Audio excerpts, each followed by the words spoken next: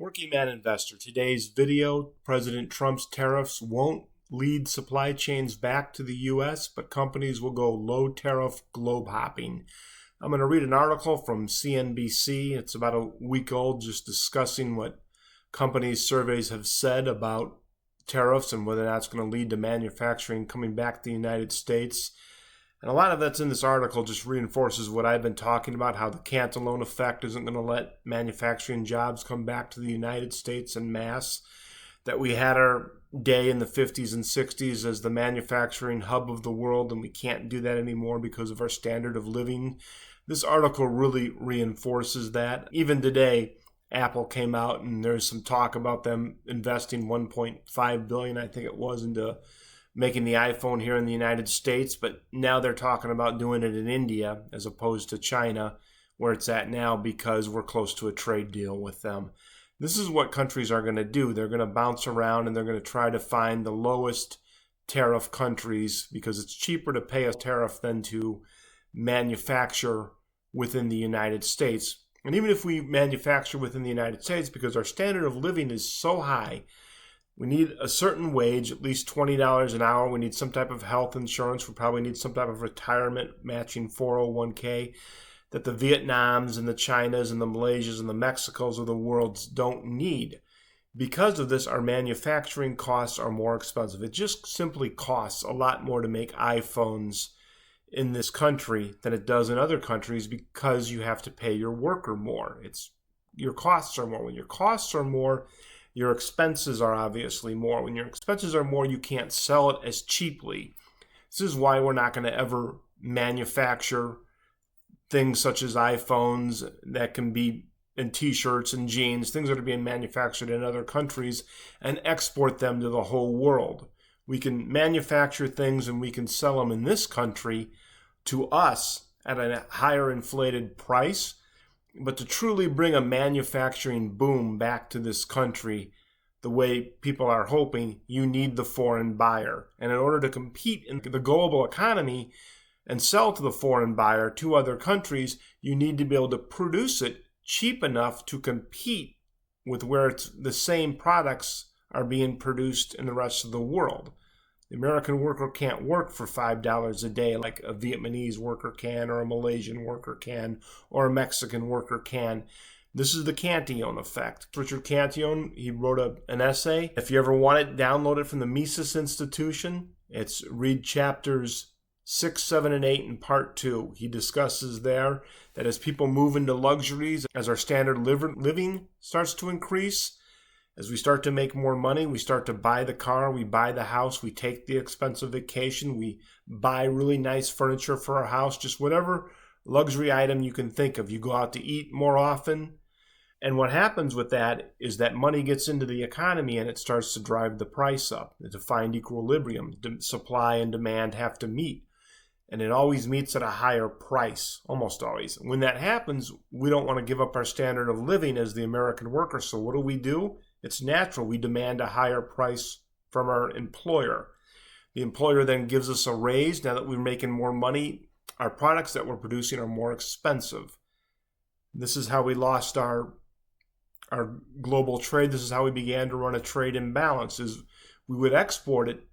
And during the 40s, 50s, 60s, and into the 70s, we could do this because the other countries, Europe and Japan, were recovering from World War II. Their manufacturing was destroyed, and they were buying from us. But over time, as our standard of living increased, and as we made more money, and we bought more goods and services, and we moved into luxuries, prices began to get higher. As prices got higher, our cost of production got higher. Other countries saw this on our imports and built manufacturing to not really to compete with us, just to try to keep our exports out, because they could produce it cheaper. Because their standard of living was lower, they could pay their employees less money.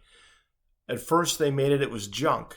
All right, it's like anything else. When you start making something, and when you start doing something when you're a kid and you're not good at it, what does your coach or your parents or whatever tell you? Keep doing it, you'll get better. Foreign manufacturers got better at making it, and then it could compete in their domestic economy. So then you had our product going in more expensive than their product that they were producing that were basically as good as ours, what did they do? They spent their money on their product. Then in turn, that went 360. They began to export that same product into our economy. Within our economy, our products that we produce began to compete with the now cheaper item. And what did our American citizens do? They do what human nature tells you to do. You buy the cheaper product eventually. That's why Buy American really doesn't work. Because of this, then everything went 360. They built the manufacturing to try to keep from spending all their money on our imports. Now they were exporting to us, and they put our domestic manufacturing either out of business or they went in search overseas for cheaper labor. So now Trump has tariffed multiple things, multiple countries, everybody with a 10% tariff, and the rest of the tariffs are suspended for 90 days. And China has a very high tariffs with the hope that manufacturing is going to come back. So this article just basically says, and I'm not going to read the whole thing, I'm just going to go over points and then hit on some of the economic theories that I talk about in here. So most companies say high costs will keep them from moving manufacturing back to the U.S. This is according to a survey on CNBC, Supply Chain Survey. And if they do bring them back, 81% expect them to be automated over workers. So right here, the higher cost is our labor. It's more expensive to pay the American worker than the Malaysian, the Vietnamese, or the Mexican worker. So if they do bring it back, they're going to automate it and just have a skeleton crew there. They're not going to run a warehouse with 100 people. They're going to run it with machines and maybe have 10 people. So it's not going to bring the mass manufacturing back that they want. And nearly half of the people surveyed said that reshoring is going to double the cost. So this is what I mean by I say we can produce it here and sell it to us as an inflated price, meaning the iPhones aren't going to be $1,000 if they're made in America. They're going to be $3,000 or $2,500. They're going to cost more. So the consumer gets hurt. In the near term, 61% of surveys responded that price hikes are coming.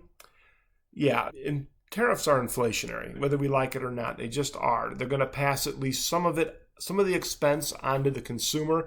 Now, these companies might eat some of these tariff costs, but what could also happen from that is they still have to recover their costs. So if they're a 10% tariff and they pass 5% on to us, maybe they don't make up the whole 5%, maybe they make up 3%, but they do it by layoffs or hiring freezes. It still hurts the economy. Then this article goes on to say, if China is going to lose some manufacturing as a result of President Trump's tariff, the U.S. manufacturing sector won't be the main beneficiary. The Trump administration says a reshoring boom is coming, but most companies tell CNBC that the cost could as much as double to bring supply chains back, and instead a new search for low tariff areas around the world will begin. This is what I mean by, since we're close to a deal with India, Apple was talking about now they're going to open a factory within India instead of China because of its lower tariffs. This is what they do. This is what China did for years under Biden, and really for years. They would build a factory in Mexico, ship everything they need to build whatever they were building in that factory from China, but they would manufacture it in Mexico and then move it across the borders free because of NAFTA. That's what happens. They'll just move it around.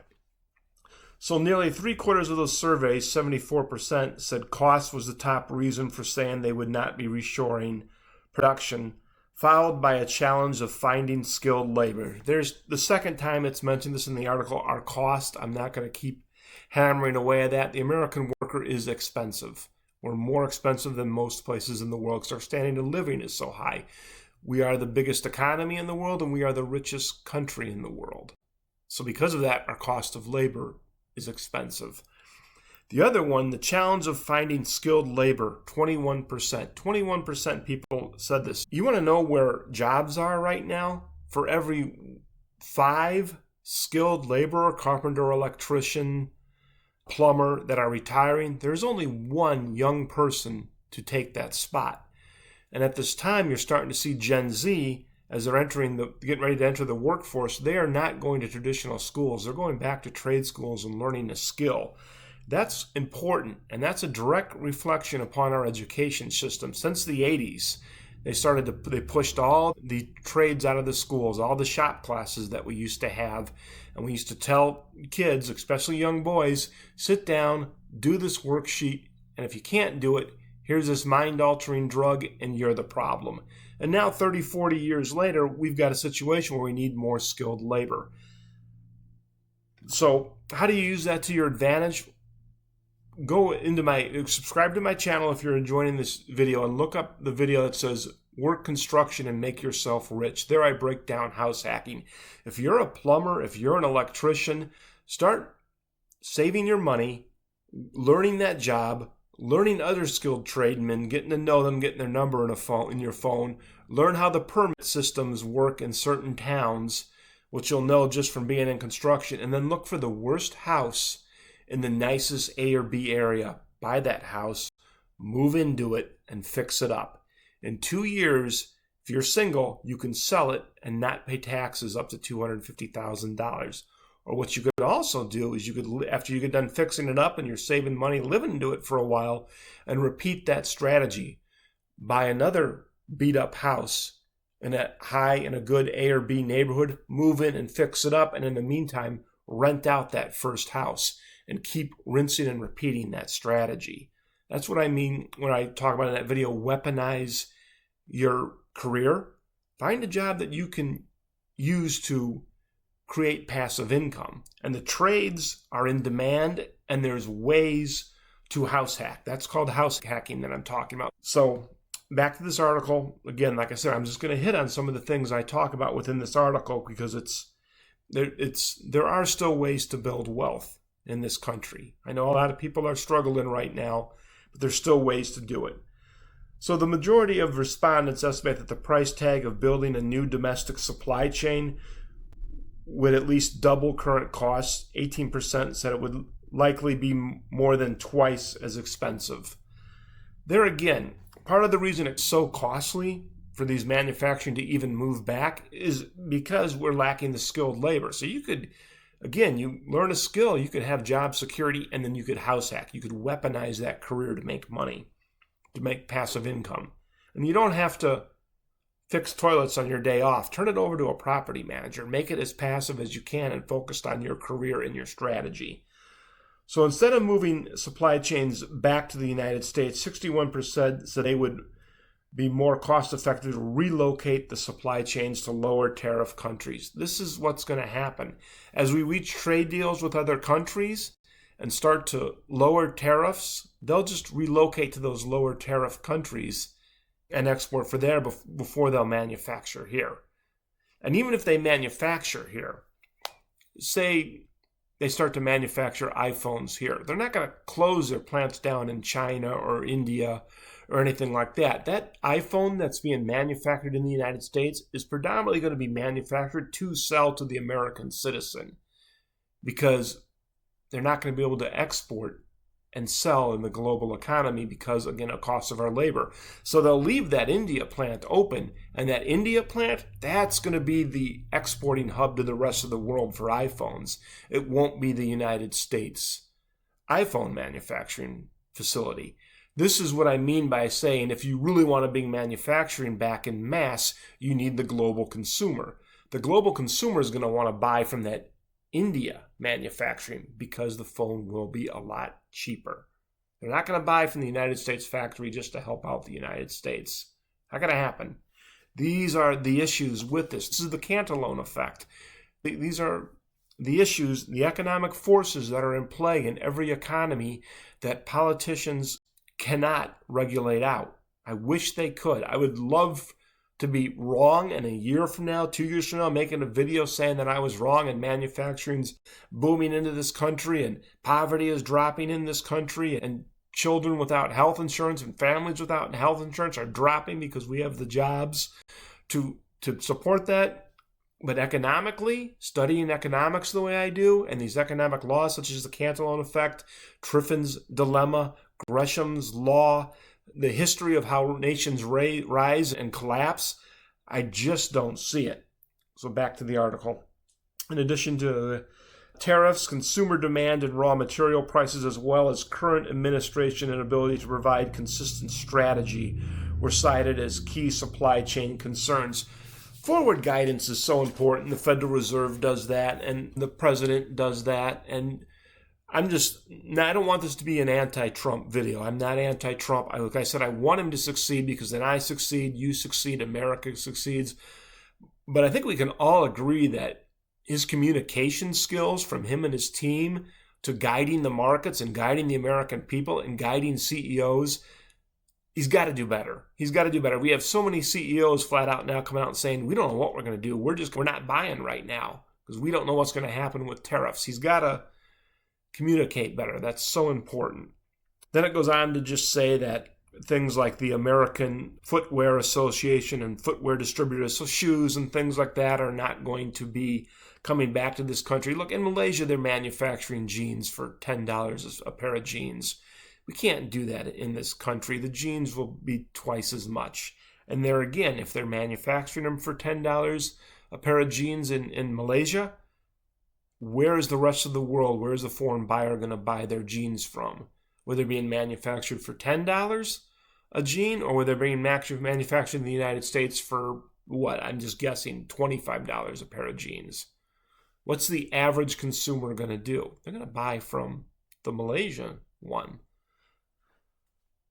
Yeah, and then it just goes on to say that if manufacturing does come back, 81% of this is going to be automation. Didn't say that very good. It's going to be robots making this stuff and skeleton crews. It's not going to be in mass. You're not going to see like you see in China with iPhones where they've got the masks on and they look like doctors because they don't damage it. That'll be done robotically in the United States. The United States isn't going to build and invest billions into a factory and then hire the American worker, spend the money on the PPE, the mask and stuff, which is just more expense, to have them stand on an assembly line like they're doing in China for $15-20 an hour plus health insurance. You're not going to see that. Robots will be doing that in the United States, so that will greatly reduce the amount of jobs that are coming back to this country.